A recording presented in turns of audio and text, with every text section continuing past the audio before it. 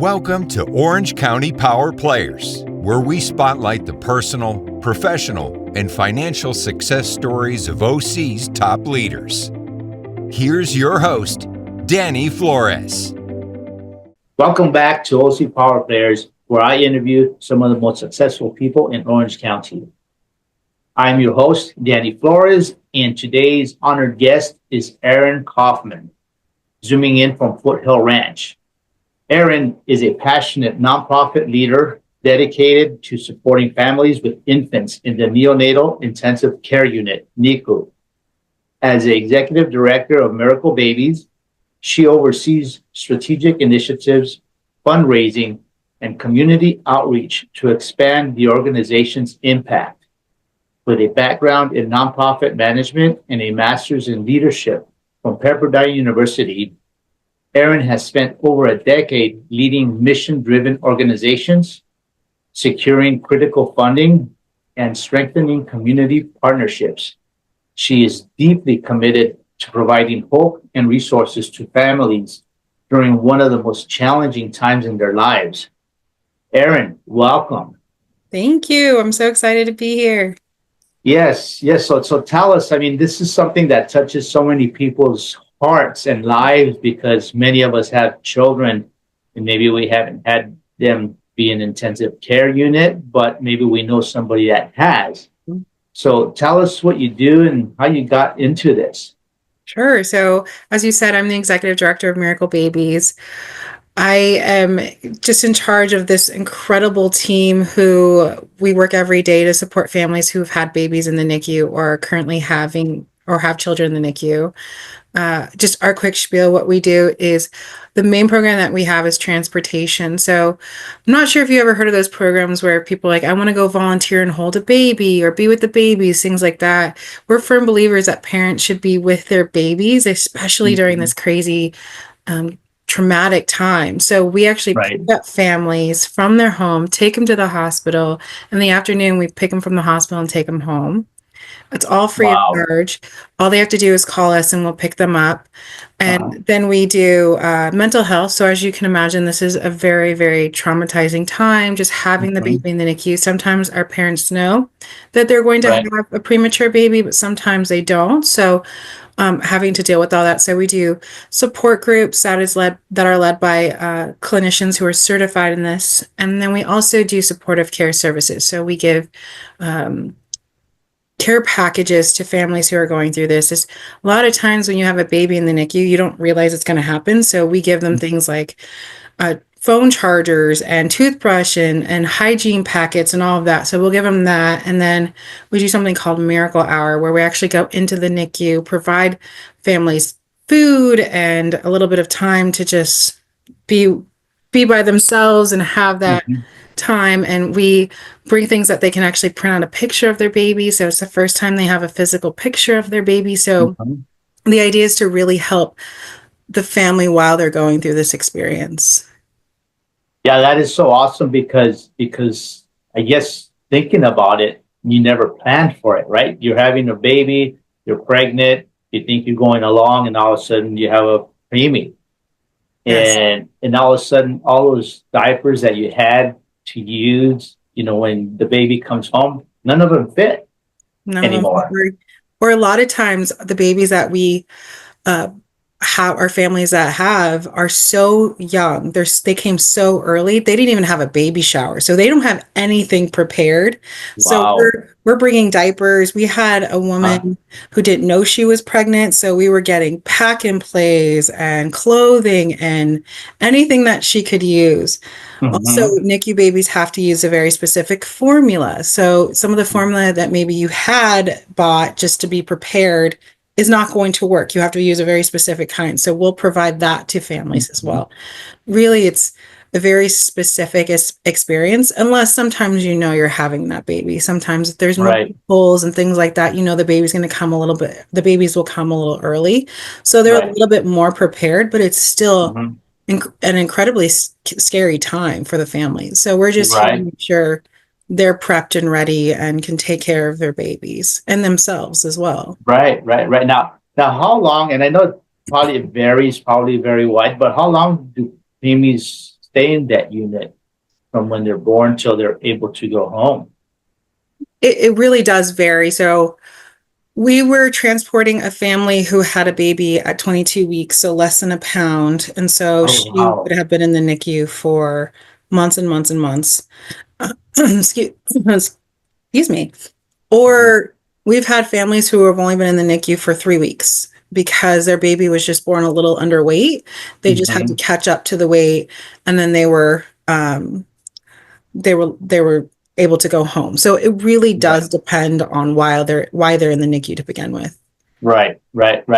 Now, it looks like, I mean, it's a great thing that you're doing for the community, for the people that don't have the resources to go back and forth to the hospital or to have things ready to pack and to be there. Explain to us how your resources and how you guys raise money so that you guys are able to continue doing this great service that you're doing for the community. So most of our funding comes from either our events that we have or donations. So Mhm. we really are community based. We really ask the community to come and help us and wrap their arms around us. We are diving into the grant side of things a little bit, but it's mostly just donations that really covers our ability to have all three programs. Wow. Okay. So, and does that mean you guys have a lot of events during the year to be able to raise enough funds for the year? And how do you continue to expand that so that maybe you're able to expand your services as well?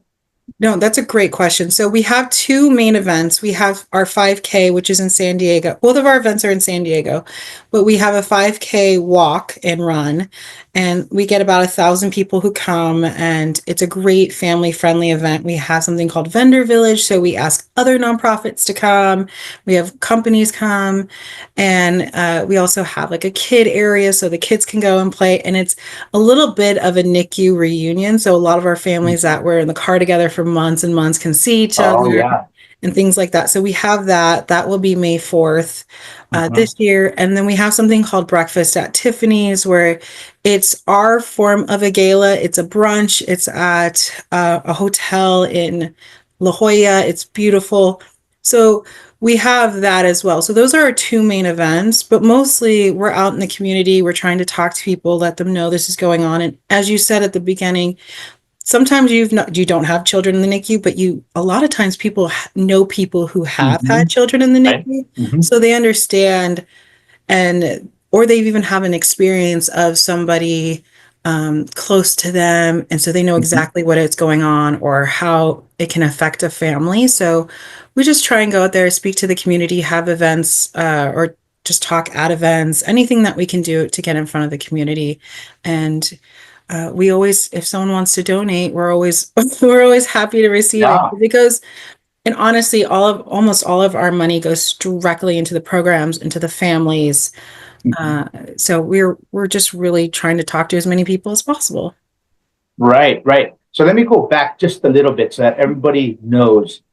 You're having an event in San Diego, Mhm. right? You said May 4th. How can somebody that's listening to us that wants to get involved in that or that knows somebody that would get involved in that find out more about it? Absolutely. You can come to or visit miraclebabies.org. It will be a pop-up right when you get onto our website, and you can Mm-hmm. sign up. You can have a whole team come, or you yourself can walk.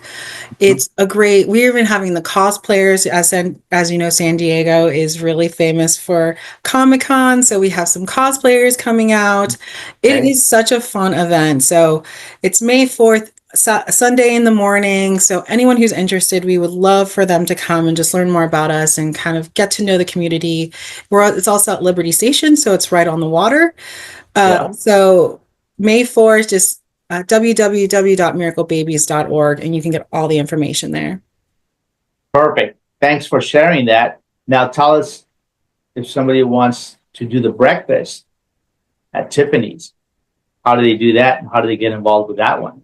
Yes, so that will be in September. So we don't have information up, but if you go to the website, you can find my information, or you can just email us at info@miraclebabies.org, and we will send that over to you. So that is a great event. Everyone dresses up as if they're in the movie Breakfast at Tiffany's, and you get to hear about us, and you can meet our staff and meet a family who's been going through this or went through this, and hear their story. So it's just a beautiful event. Yeah, no, that's awesome, and I'd like to make sure that people are understand where these events are, because if they can get involved, a service like this is so important, for the families that don't have the resources to be able to have somebody that can help them get to the hospital. So my next question is this just in the San Diego area? Or what area do you guys cover for these babies that are in the hospital? So we're in San Diego. We have all of our programs in San Diego because that's where we started. But we also work at hospitals here in Orange County and Children's Hospital in Los Angeles. So we're throughout the 3 counties.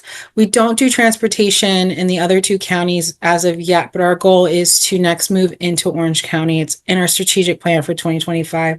So hopefully very soon we'll start offering the transportation.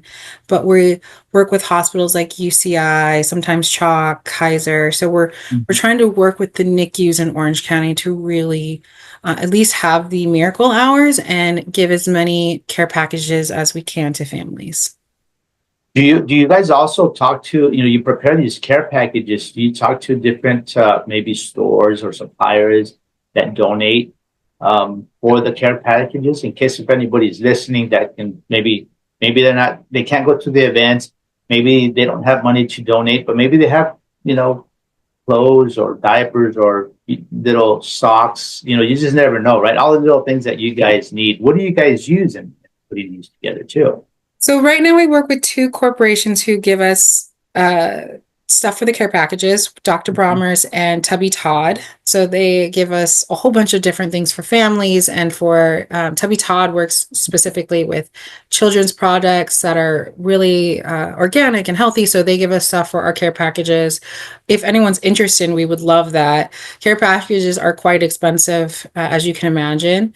So even honestly, hygiene packets that we put in the care packages are pretty expensive to put together. So any group that's willing to do that, we've worked with Boy Scouts, Eagle Scouts, we've worked with Girl Scouts, and we work with a group called TVIA. It's Moms and Sons. Any group who's willing to help or even help us put them together. A lot of times we'll bring supplies, but we just don't have enough hands to put these packets together.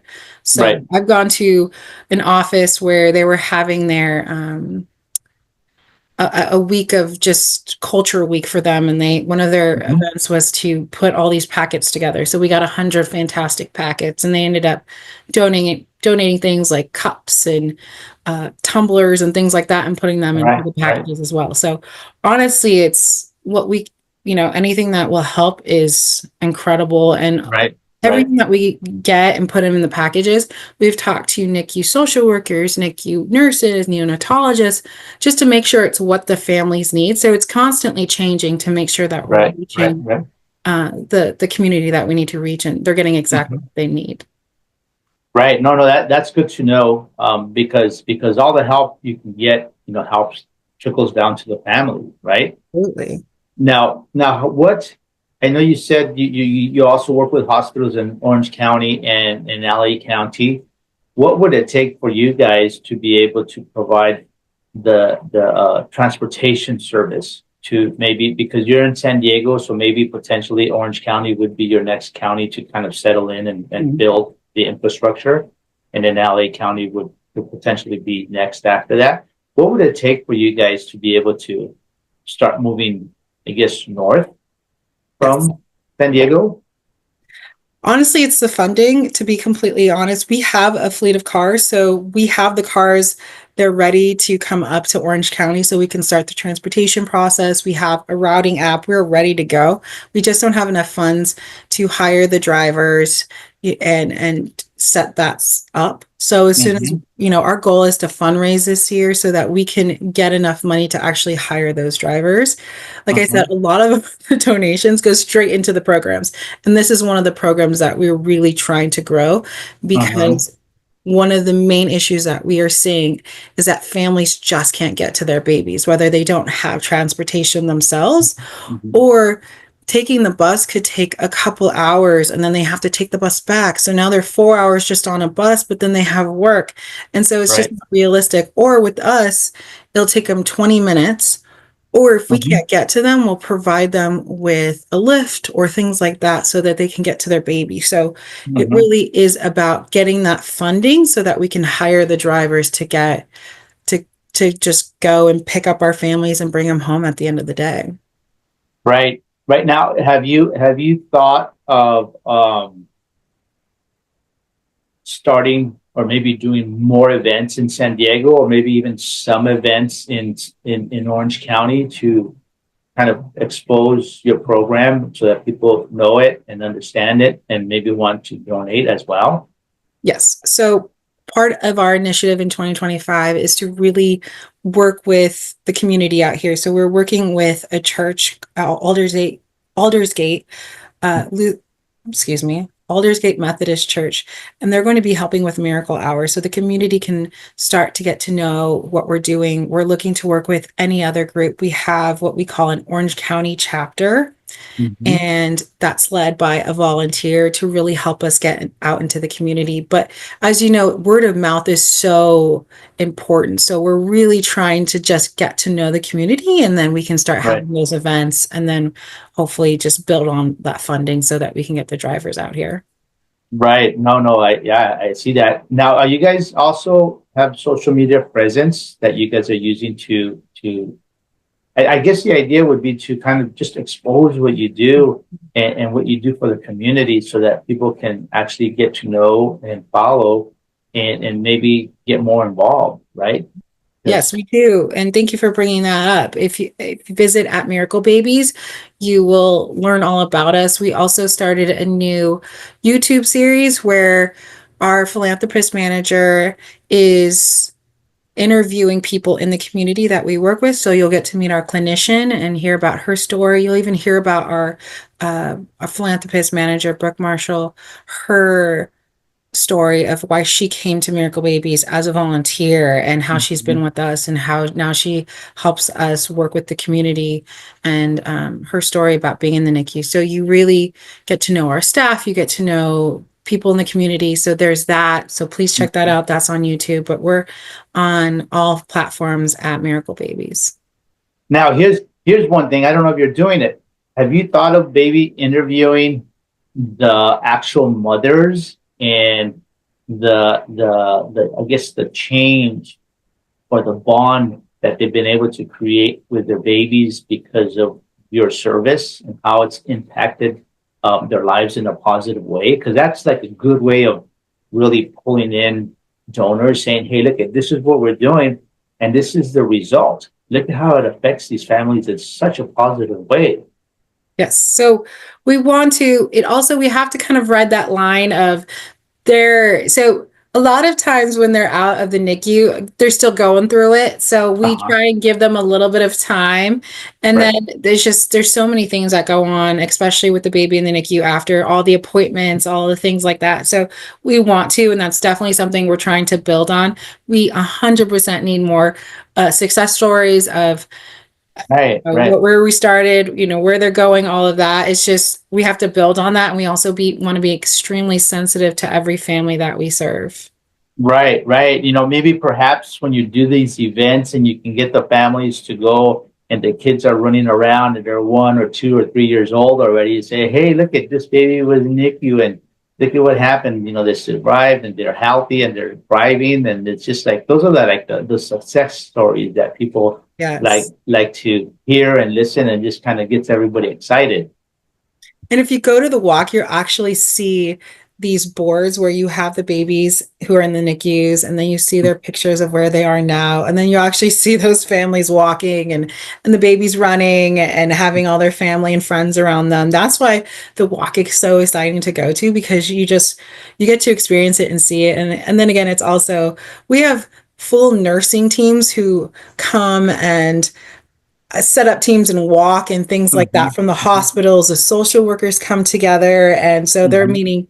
Then people who were in the NICU are seeing their nurses there or their social workers there. So it really is just this big reunion, but also just people from the community who support us and want to learn more. Right. So Right. it's this really amazing Sunday morning where we all get to come together and really just be part of this Miracle Babies love fest. Right. No, that's amazing. That's amazing.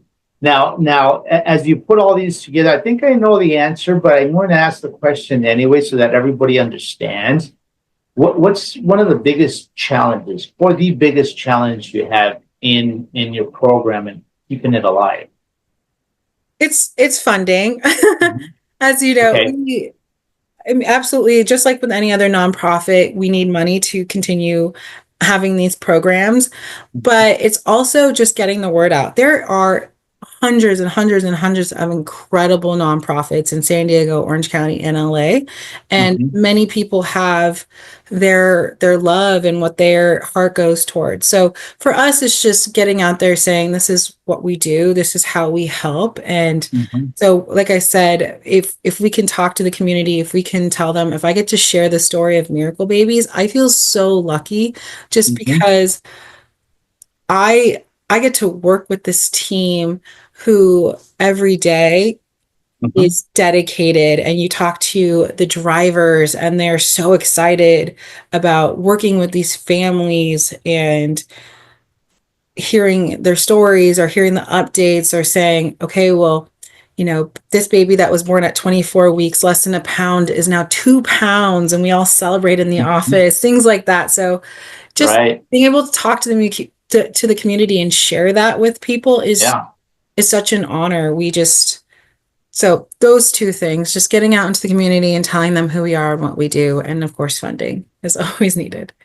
Right. Okay, so I just wanted to make that clear so for our audience and anybody who's listening, so that they know exactly if they want to get involved, where the most impact would be made on Absolutely. that.